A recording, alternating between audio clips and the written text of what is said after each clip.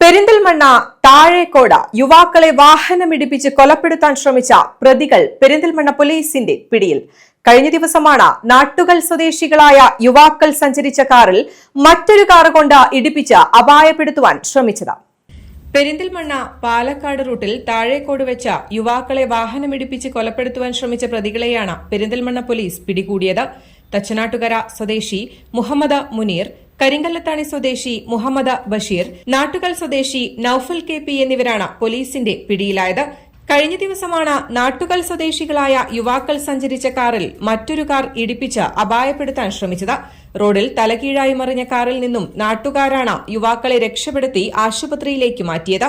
ഗുരുതരമായി പരിക്കേറ്റ നാട്ടുകൽ സ്വദേശികളായ മുഹമ്മദ് ഇർഫാൻ, മുഹമ്മദ് ഷമീൽ, സൽമാനുൽ ഫാരിസ് എന്നിവരെ പെരിന്തൽമണ്ണയിലെ സ്വകാര്യ ആശുപത്രിയിൽ പ്രവേശിപ്പിച്ചിരുന്നു.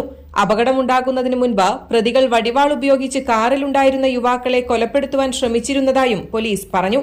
2 മാസം മുൻപ് പ്രദേശത്തുണ്ടായ ഫുട്ബോൾ മത്സരത്തിനിടെ ഇരു സംഘങ്ങൾ തമ്മിലുണ്ടായ സംഘർഷത്തിന്റെ തുടർച്ചയാണ് ഈ അക്രമമെന്നും പെരിന്തൽമണ്ണ പോലീസ് പറഞ്ഞു. News desk, Valluvanad news. നന്ദിയുണ്ട്. ഇന്നോളം എത്തിയ ഞങ്ങളുടെ ഈ സുവർണയാത്രയിൽ നിങ്ങളുടെ ഓരോ ആഘോഷങ്ങൾക്കുമൊപ്പം ഞങ്ങളെയും ചേർത്ത് നിർത്തിയതിന്. Beauty Mark Gold and Diamonds, specially for U.